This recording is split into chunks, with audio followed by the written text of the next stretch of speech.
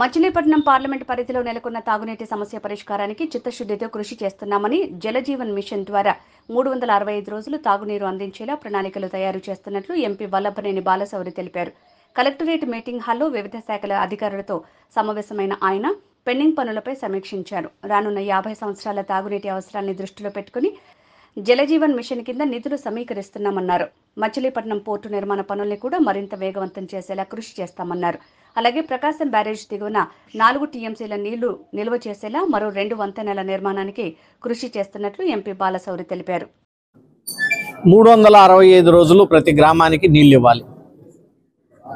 నా 7 శాసనసభ్యులు అలాగే మంత్రివర్యులు కలిసి నెక్స్ట్ దీన్ని ఇన్ డీటెయిల్డ్గా ఈఎన్సీ గారితో కలిసి ఒక మీటింగ్ పెట్టి జలజీవన్ మిషన్ నుంచి డబ్బులు తీసుకురావటమే కాదు, అది ఒక మంచి కన్సల్టెంట్కి ఇచ్చి వచ్చే 40-50 సంవత్సరాలు పెరిగేటువంటి వాటర్ రిక్వైర్మెంట్ను కూడా దృష్టిలో పెట్టుకొని ఒక ప్రణాళిక తయారు చేసి అది పర్ఫెక్ట్గా సక్సెస్ అయ్యే విధంగా చేయాలి అని చెప్పేసి దానికి తగ్గ ప్రణాళికలు సిద్ధం చేయమని కలెక్టర్ గారిని కోరటం జరిగింది. నెక్స్ట్ డెఫినెట్గా దీని మీద 7 శాసనసభ్యులు నేను కలిసి ఒక ప్రణాళిక తయారు చేసి ముందుకు తీసుకెళ్తాం. రెండోది మచిలీపట్నం పోర్టు పనులు దాదాపు సంవత్సరం పై నుంచి పనులు జరుగుతూ ఉన్నాయి. పవర్ ఫైనాన్స్ కార్పొరేషన్ వాళ్ళు దీనికి లోన్ ఇచ్చినటువంటి విషయం మనందరికీ తెలిసిందే.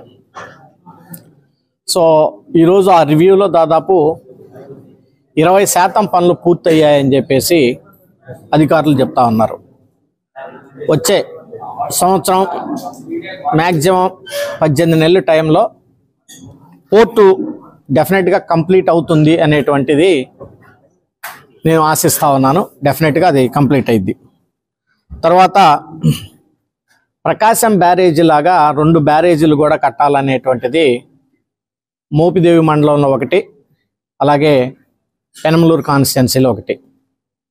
ఈ 2 బ్యారేజీల్లో కూడా దాదాపు 4 టీఎంసీ వాటర్ కానీ మనం స్టోర్ చేసుకున్నట్లయితే కృష్ణా డెల్టాకి మనం ఇంకా బాగా సేఫ్ సైడ్లో ఉంటాం. అవి ప్రతి జూన్ మాసంలో నారు పోసుకునేటువంటి టైంలో మనకి డెఫినెట్గా రైతాంగానికి ఆ 2 బ్యారేజీలు డెఫినెట్గా అండగా ఉంటాయి. అదే రకంగా సమ్మర్లో మంచినీటికి కూడా ఆ 2 బ్యారేజీలు బాగా ఉపయోగపడతాయి. మనకి అమరావతి కూడా త్వరలో రానుంటుంది కాబట్టి దానికి తగ్గట్టుగా కూడా ఈస్టర్న్ బైపాస్ రోడ్ను కూడా ఒకటి శాంక్షన్ చేస్తూ ఉన్నారు కేంద్ర ప్రభుత్వం. ఆల్రెడీ మన గౌరవ ముఖ్యమంత్రి గారు చంద్రబాబు నాయుడు గారు ఢిల్లీ వచ్చినప్పుడు కూడా నితిన్ గడ్కరీ గారిని అడిగారు. ఈస్టర్న్ బైపాస్ అనేది మనకి కృష్ణా జిల్లాకు కూడా చాలా ఉపయోగం.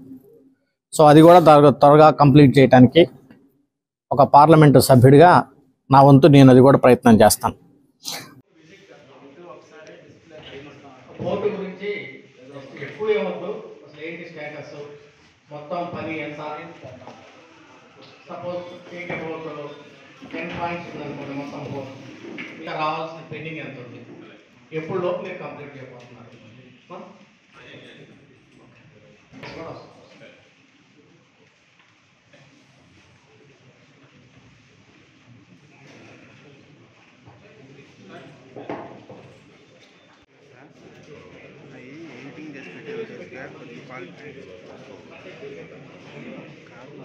ఎడిటింగ్ అవుతుంది కదా, అది అప్లోడింగ్ చేసేసరికి క్వాలిటీ తగ్గిపోతుంది.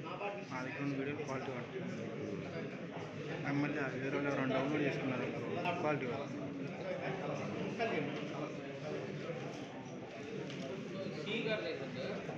పడుతుంది.